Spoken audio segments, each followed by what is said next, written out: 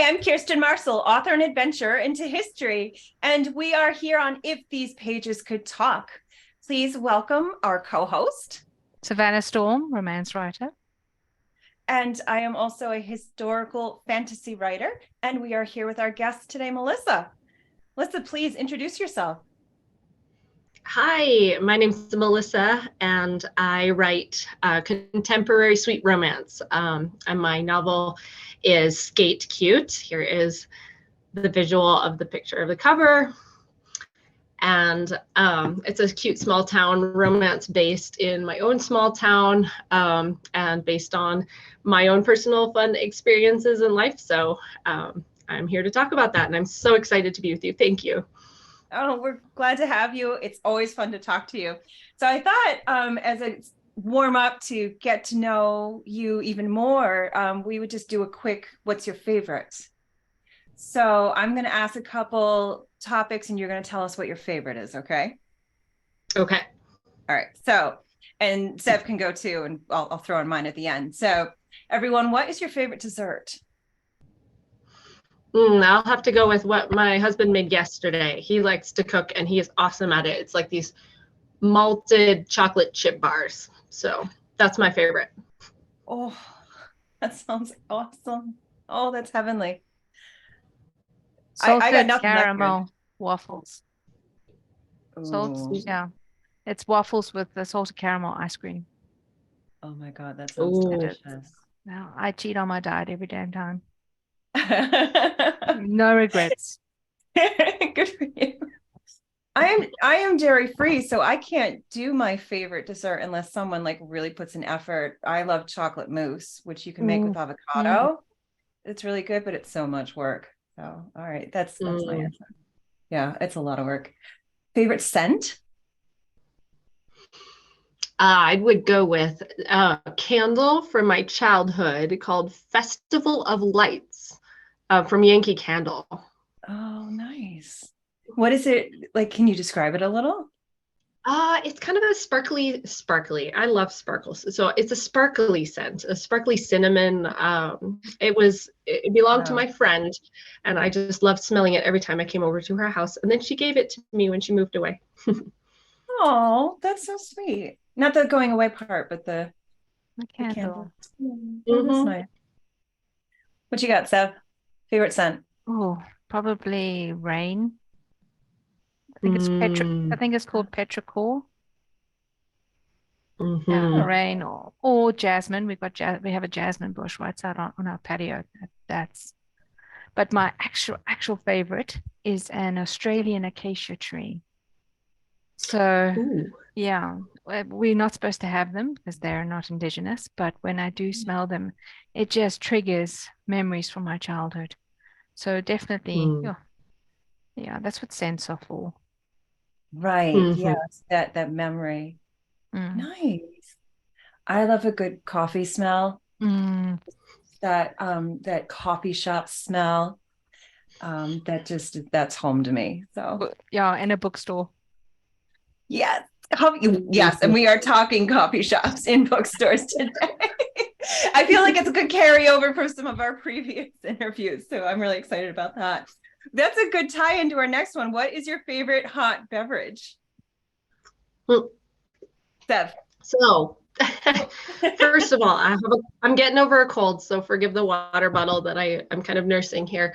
The odd thing about me, I feel like it's the strangest thing about me, is that I don't like any hot beverages besides chai. Okay, so that's my one. I like chai latte, and that's what I can order at any cafe. But I don't even like the smell of coffee. I'm really strange. So I like chai. Nothing wrong with that. Bulletproof coffee. And you can't get them anywhere. So whenever I go to a coffee shop, I'm like, could I have a soda? Sugar-free soda, thank you. Very sad. Everyone's drinking cappuccinos with whipped cream, and I'm sitting there with my soda. Oh, yeah. So bulletproof coffee. That's why I was late. Oh, because you were making one. And for our viewers, if you don't know what that is, you have to go back and watch a previous episode because Seb told us. Yeah. See, there we go. Marketing ourselves. We don't know which one though. I do. It's episode 2. Oh wow. I'm pretty sure it's episode 2. I'm gonna go watch it. Watch me be Again. wrong. It's either 2 or 3, but I think it's 2. Hot beverage for me, I think is I will take a spicy hot chocolate and mix it with coffee, like a good hazelnut coffee, throw on some almond whip, and I'm good to go. That's a good dessert for me. So, yeah. And last but not least, favorite place to write? That has got a definite favorite. It's my easy chair in my living room with my kitty cat on my lap. Favorite place. What's your kitty's name? This is Sophie. She's 14 and a half. She's counting her days with us here. She's pretty old and feeling her age, but she's a great lap partner and writing partner. Oh, she's beautiful. And I love it because we're filming on Catterday, so this is awesome. Yes. And mine's missing. Uh-oh. Yeah, mine is asleep on the couch outside, and I'm sure halfway through she'll start banging on the door. Yep. Yep. That's how they go. Sev, what do you think? Favorite place to write? I always have it in my mind that, you know, coffee shop, cappuccino, book open, writing. But no, it's my keyboard. Ooh, rainbow. It's You are fancy. It's a mechanical keyboard, so I Oh, love cool. writing on this thing. I don't like writing longhand because then I have to type it out again. But this, Right. so anywhere where this is, I'm happy. Very cool. I admire anybody who can just sit in a coffee shop and write. And I've had to on a necessity, you know, if I'm sitting waiting for the boys somewhere. And it is that glorious idea. We all think it's so magical and mystical, just the coffee shop ambiance, and it just doesn't work. So I'm in my favorite space, which is my office. Yeah, with the cat banging on the door. Yeah, so the cat banging on the door. Usually she's on the footstool next to me. Which is funny because I've got the old one that's falling apart that I posted a funny picture about not that long ago. And we bought a brand new one for me, and she completely took it over, and I have not been able to use it. So the cat gets the good one. All right, well, Melissa, let's get to it. So tell us a little bit about you as an author. We'll start with what genres you write. Ooh, yeah. So I've always been drawn to science fiction and fantasy from a young age. Like I used to read tons of science fiction and fantasy. And that's what I started writing in, early age 10, age 12, throughout high school and college. And when I should have been doing other work in grad. But yes, I've written science fiction and fantasy for a while, but then this contemporary romance is the most recent, and it just kind of landed in my head, and I just had to write it. So mostly science fiction and fantasy, young adult, and then contemporary romance, adult. Yeah. That's exciting. I'm going to skip ahead a little bit with our questions because I am curious if your interest in science fiction fantasy fed into your pursuing your doctorate or vice versa. Yeah. So actually, as you mentioned, I do have a degree in astronomy and planetary science.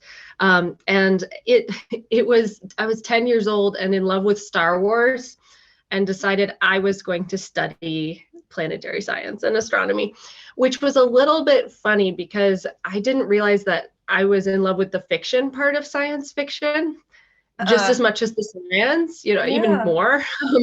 So I've loved science, and I've just really enjoyed the research aspect and the digging into those big questions of what's out there and why and how it came to be. And but then I also, these more recent years, I've decided, it's the story. I'm drawn to the story. Even in a technical paper, what's the story? Where is the that's the draw for me, whereas how it came to be and why we're studying it. So that's what drew me back to science fiction in more recent years. I think that's true. Like, as people, as human beings, we're wired for story. And for me in history, I hated history when I was a kid. I hated it in school because I grew up in the generation of sitting at a desk and taking down notes from the chalkboard. And it wasn't until I became an adult and worked in museum and in a planetarium too, actually, and started learning. Yeah, it was really fun. I did Native American storytelling as part of my planetarium shows. It was really cool. Yeah, it was wonderful. But I lost my train of thought. Totally, the story. Yeah. The story. We're drawn to the story. It's the story that really, I think, draws us into these different subjects. So I'm curious then, do you have a favorite TV show or a movie set in space? It sounds like Star Wars was a good one. Yeah. That's the classic. For a long time in high school, I loved Stargate, as cheesy and old fashioned as it was, but my friends and I just adored Stargate. I've watched some Star Trek as well, and then really drawn to the aesthetic.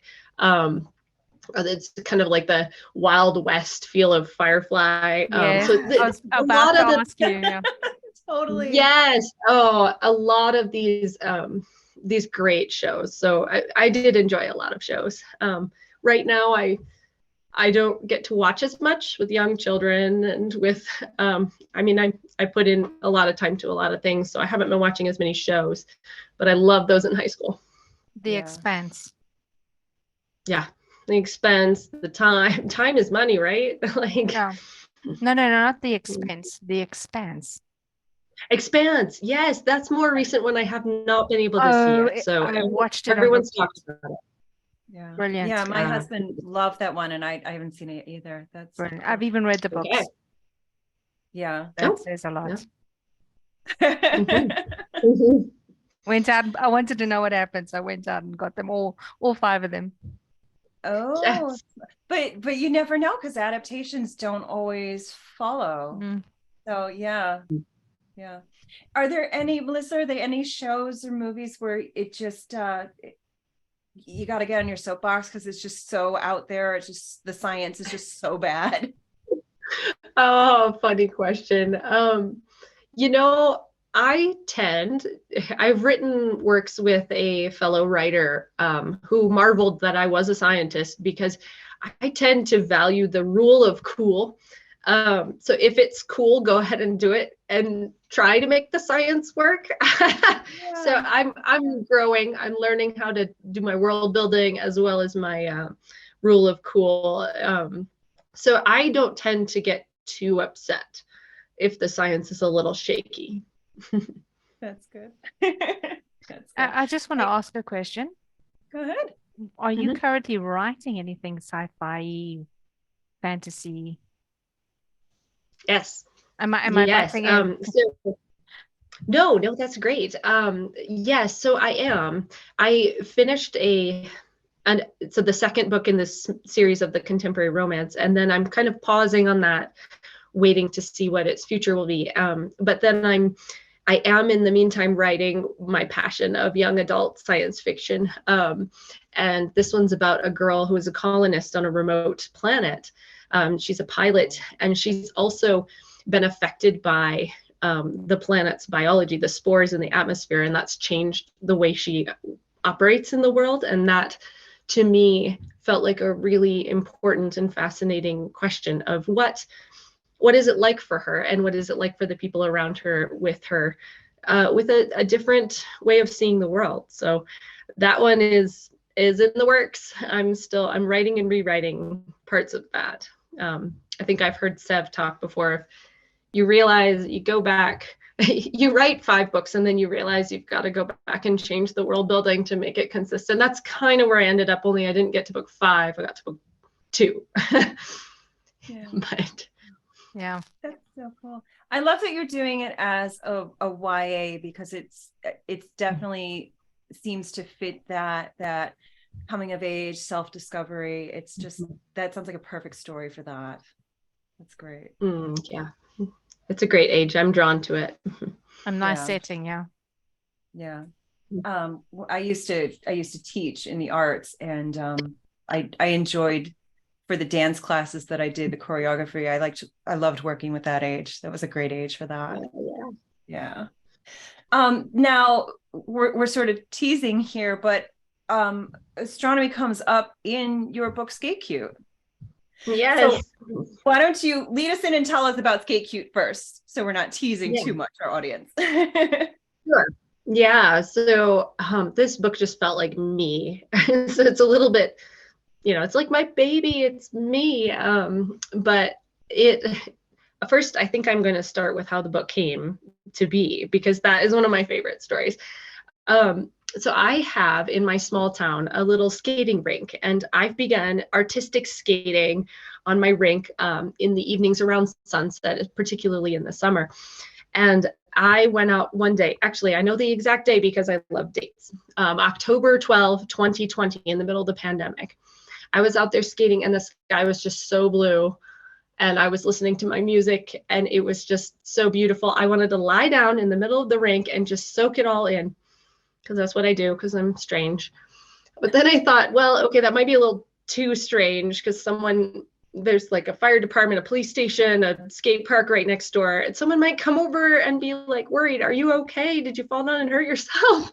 Yeah. I thought, actually, wait a minute, that would be a really adorable meet cute. So then I just needed a character, and so a couple of characters. So I put together an astronomer grad student girl who's escaping to her small town to leave stuff in her past that's better left there. And she is skating and just feels all the emotions, lies down. And then a firefighter paramedic who knew her in high school and is surprised to see her back. He sees her lying down and is like, no, are you okay? And then that's the meet cute on the skate rink. So Skate Cute is the title of my book, and that's how it came to be. That is so sweet. I love it. What is it? Like, how important is that small town factor to the story? I would say it's pretty important. And I think there's a reason why a lot of contemporary romance is set in small towns. It just feels like you can't avoid meeting everybody, people you knew from ages ago, or you just run into them all the time in a small town. So there's, you're likely to go to karaoke with your friends at night and see, oh, look, there's that guy who ran into me on the rink, it's a setting. Not only does it feel, so for me, I live in the small town, so it feels like these are my people. I could run into them. I could, go sit in the coffee bookstore, and I could just live this life or draw from these experiences that mean so much to me in my small town. It just feels like that is such a great setting for a little sweet romance, a cute romance. Yeah. I also think you get away with quirkier characters. Yeah. It's always that strange woman, old man or something. Yeah. Does it matter, do you think, and this can either be for your book or generally, do you think where the small town is set makes a difference? I don't really. I think you can find this appeal anywhere you go. So I've read them all over. Well, maybe not everywhere. I haven't read everywhere yet, but I'm sure you can find this cute small town stuff. And like you said, the quirky side characters, they make the story. Sometimes you'll have readers saying, actually, I want to know more about this person and this person. Go. I don't want to get too far from Skate Cute, but you did mention that you've written the sequel. Yeah. Did you know that you were going to write a sequel? I didn't. I think because this book was so much of a surprise, I wrote it and I thought, I just want to have fun for once. It's a pandemic. I want to have fun. So I wrote it fast for NaNoWriMo, and then sent it out, and the Champagne was very fast in getting it published. Like once I did sign, it was very fast. It just kind of happened quickly. But while it happened, while I was writing it, it did seem like there was at least one fascinating side character who had a story to tell. And that was Chase's mom, who I couldn't resist. I made her a romance writer. I thought, why not put myself into every character in the book? And Yeah. so she's a romance author and loves to write in her favorite bookstore or coffee shop. And at the beginning of the second book, there's a moment where the bookstore coffee shop owner, he was meaning to spend the evening playing the cello to honor his wife who passed away 2 years ago. But then Angie was writing her romance novels in the back, and she happened to fall asleep, and he didn't want to wake her up. So he just started playing, and then she wakes up and hears beautiful cello music, and I just had to have that meet cute happen in the bookstore. Yeah. Again, rich side characters just kind of jump off the page and ask that you write them.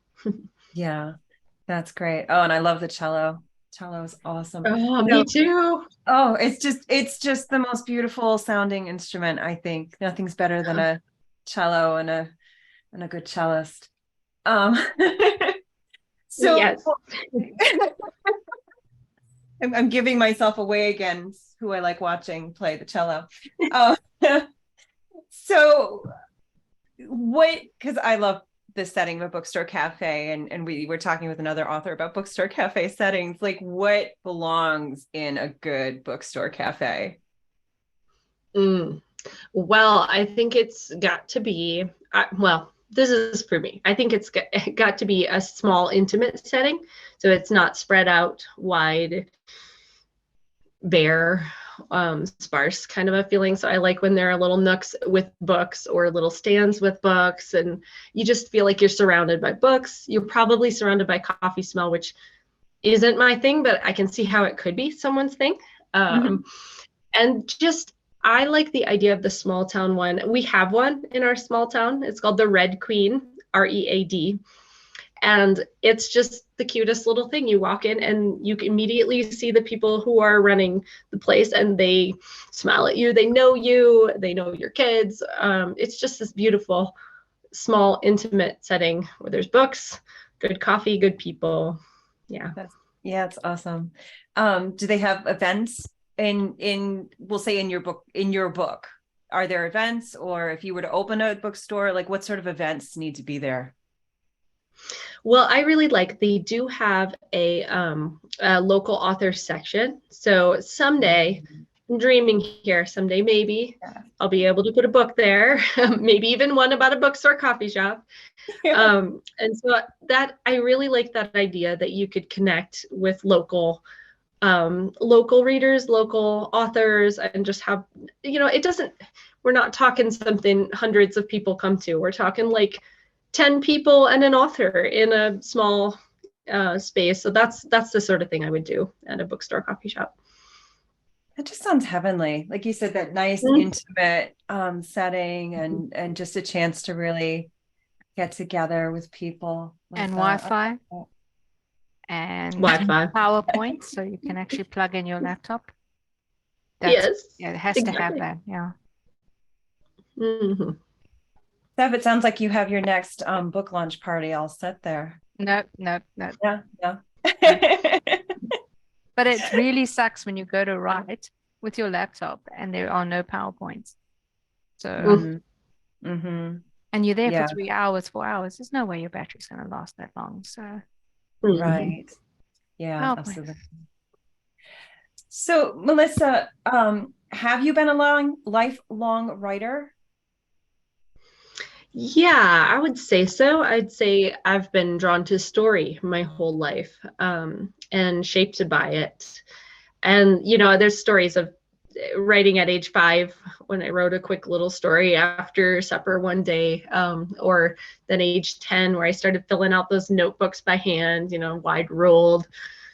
messy handwriting. Sometimes I wrote in a yellow pen and no one could ever read it.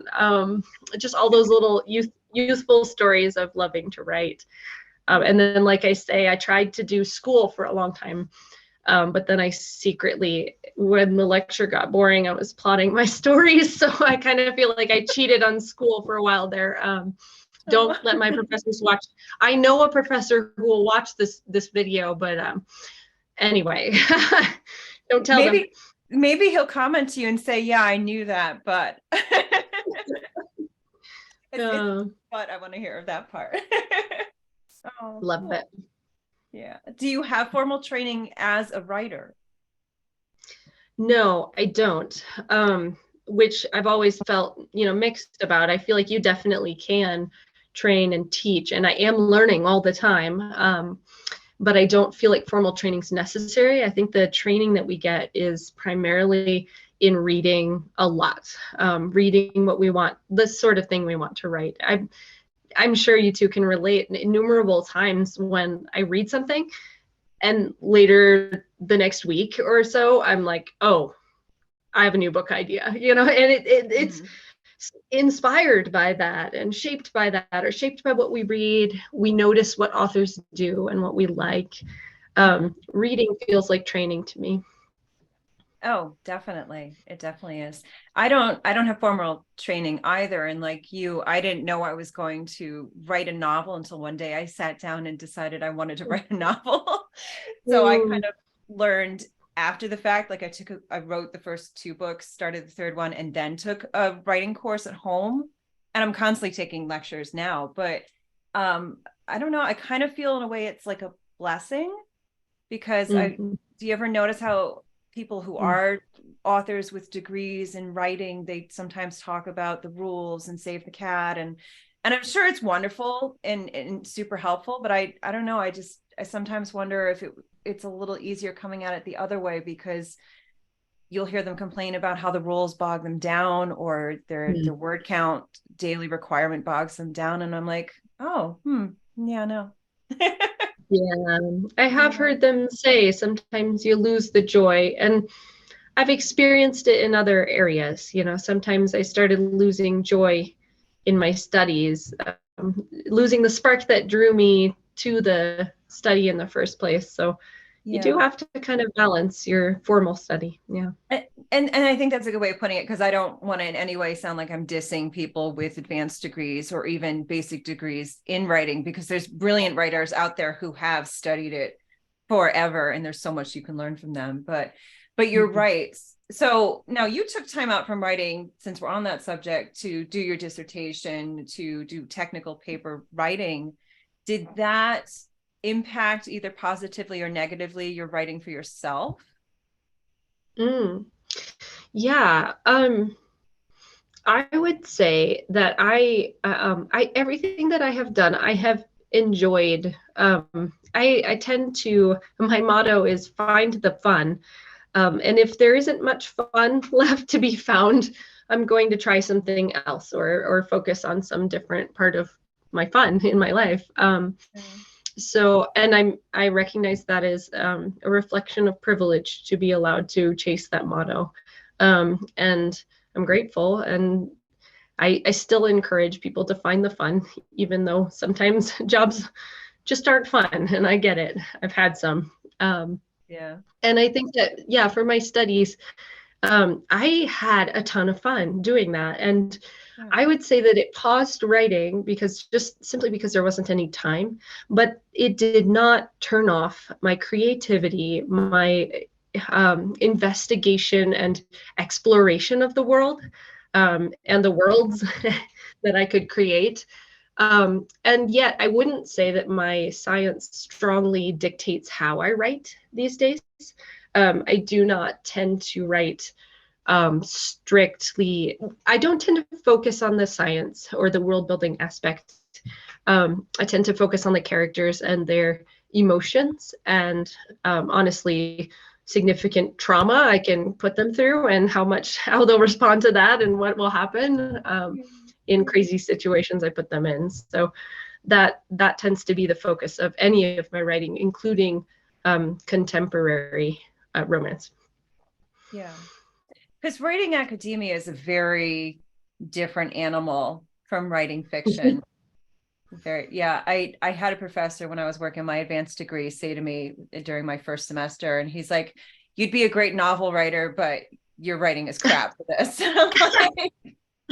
First of all, I was like, "F you." Yeah, well, thanks. I now have my new career. Yeah, right. Yeah, funny how prophetic that became, but but because I learned to copy edit while I was working on that degree, there's definitely also skills to be learned from that. So have you found your writing novels has writing your dissertation, has writing in academia in any way helped your writing career in fiction?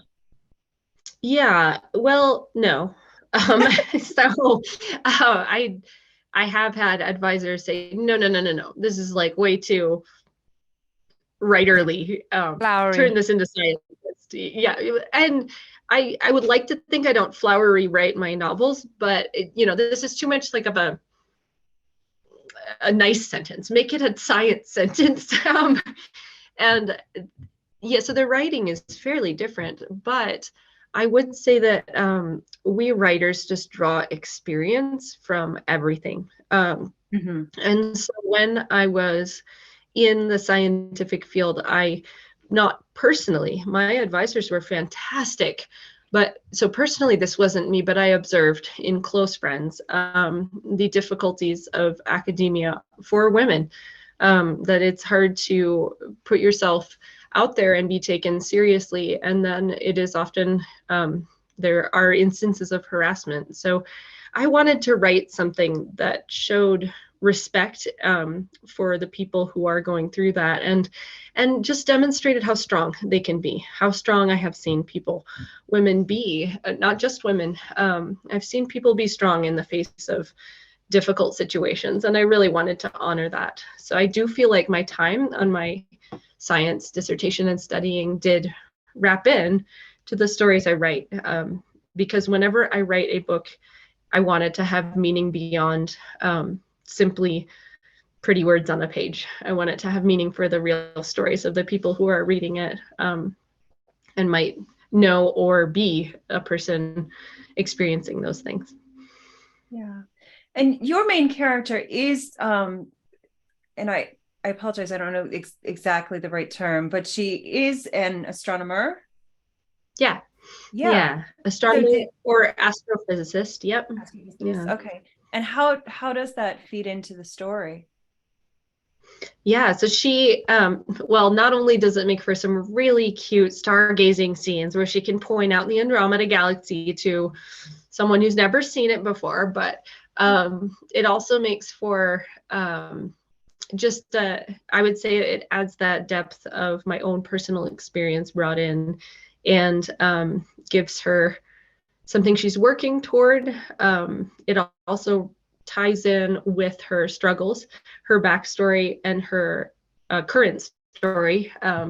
Tie in with her questions of am I worthy of studying and getting a degree in this field, which is a question asked by men and women alike everywhere throughout academia. Am I worthy, or did I somehow slip in to this study and this prestigious university? Did I somehow accidentally slip in and they don't really want me here? And if anyone knew I was actually dumb, they'd kick me out. It's called imposter syndrome, and it's ubiquitous outside of academia as well. So really wanted to have her wrestle with some of that. I'm going to put you on the spot, because we talk about imposter syndrome a lot in the writing community, and all of us having imposter syndrome. Have you had, I'm sure you have, I'm doing this off the cuff here. Is there a point where you have felt imposter syndrome in your writing journey that you would be comfortable sharing with us? Yeah, I think there's a writing trajectory that I've gone through, as well as I think I see many people go through it. We start out and our high school friends say, this is the best book I've ever read in my life. You should publish it now. And we think, I'm the best writer that this planet has ever produced. I should publish now. And then we start querying and we get those rejection letters rolling in and we realize, oh, I'm one of hundreds of thousands of authors and we're all good and we're all improving. And actually, I skipped ahead. So then you think I'm terrible. That's the point where you think you're terrible and your writing sucks. You're never going to be able to do, anything. And then you do have to sort of come out of that, that you're not going to come back up to the, like, I'm the best writer there has ever seen, but you come up out of that into the better perspective of, I am a writer of many. I am learning. I'm on a journey. There's a long view. I'm going to publish a book now and it won't be perfect. And I'm going to publish the next one and I'm going to publish the next one. And you just, I think that's where Skate Cute was an important step in my journey. It was I am going to have fun. I'm going to put something out that may not be perfect, which is so counter to my personality. And as I'm sure Cassie, my editor, could tell you, that I am a perfectionist and it drove her a bit nuts. She's also a perfectionist, I think. So I've climbed a little bit back out and I've put out something that, it's going to be the first thing I do. And then I'll do the next thing and then I'll do the next and I will grow and I will learn. And I will learn in community with other authors. So I think I've mentioned this before on similar videos, but that is the best thing. If you can find a community of authors and writers to encourage you and give you that right sizing, that perspective on yourself. Yeah. And you've I mean, Champagne Book Group, we are definitely a family, we're a community, we look out for each other. And I love that camaraderie. But you have also teamed up with a bunch of romance authors. And I just love that. So I want to actually quick show you this. I was looking through some old magazines. This is from December 2022. It's the last issue Rosie O'Donnell ever put out of this magazine. But here's what caught my eye as I was flipping through it. And it's a 2-page ad, again, 20 years ago, of all these romance authors together in bundles. And I love that says 6 books for 1 cent. Yeah. Yeah. Talk about wow. it, right? And so I love that here we are over 20 years, we're 20 years later, and you're doing a fantastic job in like today's version, and I think it's fresh what you're doing. So why don't you tell everybody a little bit about how you've been teaming up with other authors? Yeah, like I say, that's the best part that I found in the new publishing journey. And the cool thing is we've got a couple of things going on. One of them is that there's going to be a group of authors sending out a book box. I believe it will be a giveaway, and then a book box with a bunch of our print versions, if we're able to have them, will be part of that giveaway. So those are just authors for whom we found each other. We published at a similar time. We enjoyed each other, and we just want to help kind of cross promote, raise awareness of each other's work. So that's one of them. The other one I'm realizing might not be official yet. So I shared this with Kiersten earlier and I'm not sure, but I will give this teaser for an author collaboration that isn't official, but might come soon. All right, so everybody keep an eye out for that because that sounds exciting. That's great. And part of what I'm talking about too is if you ever follow Melissa, and you absolutely should follow Melissa on social media, you have wonderful ads that you do, and they're reels. I don't want to say they're ads. They're just these really beautiful reels that are exciting and talk about what you have in common with the other books, and recommending each other's books and legitimately too. That's it's really just this lovely, you have so much in common with your stories, that it's just, you just all fit together beautifully. Yes. I do want to point out, before I forget, that it says on your website, 25% of your proceeds are donated to the Boulder County Wildfire Fund, which is wonderful. Can you tell us how that came about and why that's important to you?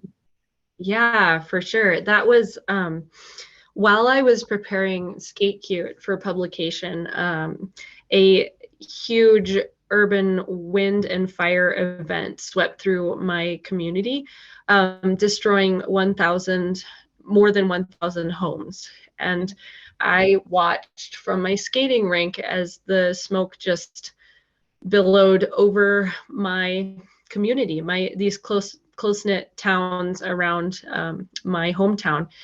And just watching that reminded me of how important it is, the work that the first responders do, and that's part of my book, that my main character fights wildfires like that and fights local fires. And the Boulder County Wildfire Fund was created, and actually I think it's existed before this, but it's the place where readers, if they're interested, can donate to help the recovery from the Marshall Fire event. And I will be, giving away. It felt really important. It felt like it was connected to how I was beginning. It was part of my story. It was part of this book story, and just wanting to respect and honor that reality for a lot of people that were really close to me. Yeah. And I imagine there's still people rebuilding from that. That's not you recover in 6 months kind of thing. Yeah, neighborhoods are gone. So it's a big recovery effort, and it is still ongoing. Wow. All right. So everybody check out Melissa's website. We'll put links below so that you can, if you want to slip $1 in, what have you, or buy her book, and that will help too. And buy her book. That would be great. So where, okay. If your book was to be made into a movie, because it definitely, I think is wonderful for that, what would be on your soundtrack? Well, so this is a tough one, because for me, the soundtrack for the book while writing was all the Disney princess songs, all the powerful ballads sung by all the Disney princesses. It's part of the book story. That's what she listens to while she skates. So you've seen skating, ice skating, any sort of skating. They put it to music. It's just gorgeous. Mm-hmm. That is always running through my head, and that's what I listen to while I skate. So I think there are pop songs out there that you can put to some parts of the book, but really what's going through my head is I can show you the world. Oh, I would sing it, except my voice is gone. But then, the Disney Let It Go, all of those ballads that are just the power ballads from the Disney princesses. So it's embarrassing, but that's what I've got. No, that's awesome. Well, no, and people need to understand that you are a multi-talented artist. You have your paintings behind you. You sing, which is fantastic. So that's part of where that question came from. I mean, where that question came from for me was I listen to music when I do things. And so when I sat down to write these questions for you, I had Taylor Swift in my player, but I thought, you know what? This book is so upbeat, it needs Colby Calais. And so and her Malibu sessions. And that's what made me think, oh, I wonder what would be your music. It is really upbeat, as you say. Well, it rests with some big things, but it also is, I like the witty banter. I like the upbeat feel of a small town and fun. Have some fun. Yeah. Oh, that's great. So since we mentioned your music, people can go to your website and hear you sing, which is awesome. Are you formally trained?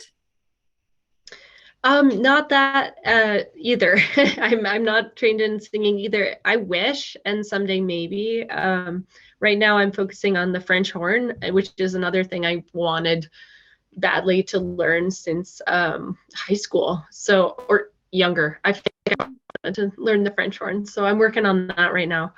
But I can't resist singing a harmony, especially to any duets. So I'm always playing the duets and trying to sing along. I call it third wheel singing, like getting in the lover's duet and singing the third part. That's great. I love it. You have a wonderful voice. Thank you. Really enjoyed listening to your website. And YouTube channel. Yeah. Oh yeah, and I think you're TikTok. saying with your I'm dad. learning TikTok. I think you're saying with your Yes, dad. yeah, Yes. Oh. we did. Yeah, and that's while we're on the YouTube channel topic, I could watch skating videos forever. So that is one of the things I want to contribute. I feel like I'm practicing and I'm trying and I'm putting some TikTok and YouTube out there. And like if that's all you hear and all you want from this, just go to my website and find those skating videos, and I hope you enjoy. It's fun because you're doing such a lovely job documenting your skills because I know you're working on different tricks. Yeah. So yeah. So I'm assuming it's winter where you are. So what is going to be, do you skate inside? Well, I wish. Inside is a little farther away and more expensive. There is a skating group in my area that I joined up with over the summer last summer, and they're skating inside on Thursday nights now, and I will, but I have a class on Thursday nights through part of March. So I'm looking forward to it. I'm gonna skate with them soon. Oh my God, that's so fun. I definitely grew up in the era where skating parties were the thing you did for your birthday party, and indoor rinks and music, like you said. Oh my gosh. See, now you make me want to go back. Yay, do it. Yeah. I've inspired a couple of other CBG authors, so go ahead and grab some skates. You can do it. Awesome. I had a thought on that and it's gone. I need more coffee. Well then let's talk about your artwork, because I want to talk about and correct me if I'm saying it wrong, Phobos. Oh yeah, Phobos, the moon. Yeah. That one really caught me. I mean, your artwork's gorgeous, but that was the one that caught my eye first. And you got an honorable mention at TAPS at an art show for that. Congrats. I know that wasn't yesterday, but that's so exciting. You want to tell us just a little bit about your art and because you use different mediums. That art contest, or not contest, the art show was started by a fellow grad student in the University of Arizona with me. And it was just an awesome display of so many cool, like combining science and art is just a fantastic concept. So that one, the particular one that you found, I think on the website is, that was just the contrast captured me, the like dark, these asteroids that I study are all like dark, like an asphalt road, most of them. And some of them have a little lighter or a little colors, but it was just hanging there in front of Mars, which, ochre colored or like pale. And so that image that really caught me in my mind. Can I draw something to get that contrast? Yeah. That's amazing. Space is so gorgeous. I love all the photos that have come back over the last few years from exploration and JWST. What's that? JWST. Do you have a favorite? Oh, I'm sorry. Do you have a favorite nebula? I love nebulas. They're just the coolest things. Oh, well, I think my favorite one will always, so there's the ones you can see in the telescope pictures, and then there's ones you can see with the naked eye or with binoculars. And my favorite one for the naked eye and binoculars is it's called the Horsehead Nebula, which is in the constellation Orion. So it's easy to find. You can find Orion's belt, find this like sword hanging off of Orion's belt, and look at the third star, and then you find this little fuzzy blob that is the Horsehead Nebula, and it's just so beautiful in a small telescope or in binoculars. So that was always my favorite. Oh, that's cool. I always liked the Eagle Nebula because I just like how it rises up and spreads out, and that's gorgeous. I'm gonna look for that now. Cool. And if I remember, oh my God, my days in the planetarium were forever ago, but one of the stars has burnt out from Orion's belt. Isn't that true? And that light is still just traveling to us. Yes, that is the case for so many of the stars, is that there are many of them that their light is on its way to us, but they have expired already. There was one that was dimming unexpectedly. Betelgeuse was Yeah. dimming because they figured out a cloud of dust passed in front of it. Oh, And yeah, they're still studying that one. It's really cool, but we thought it was going to explode and we were hoping to watch that, but it turns out it's a cloud of dust. it's so cool. That's the one in his armpit, right? I think so. It's been a while. Yeah. Hate to say it. That is fascinating. Oh my gosh, I love that. Okay, we are running out of time. So why don't we wrap up with you telling us, please, how do we find you? Because you're all over online. It's great. Yeah, and my handle since before I ended up writing this recent book was called Writer Chick PhD. And so that's how you'd find. Although I did start TikTok with the handle Skater Sings because I thought I was just going to be singing and skating there, and then I added writing. We'll see. It might change, but my website is writerchickphd.com, or you can go to melissajroche.com and it'll get you there. And that's for the writing, skating, artwork, singing, just having fun, writing blog posts, sharing other writers' work. That's what I do there. If you're looking for the astronomy stuff, that's I believe that's if you search Melissa with my last name, complicated last name, Dykhuis, for my research, you can find that there too. But. Very cool. Well, Sev and I are going to put in our respective places where we post this, we will put down below the links so that you can find Melissa's website, and that will also hopefully get you where all the other places are that she is. You definitely need to check out her website. She's got amazing art, music, fun t-shirts. I love your t-shirts yes. on there. Writing t-shirts. Yes. And of course, you have to check out Skate Cute. You can sign up for her newsletter there. Please like this video, follow us, subscribe, and we will see you next time. Thank you so much for joining us, Melissa. Thank you, Kiersten. Thank you, Sev. This was great. It's great having you. Bye, everyone.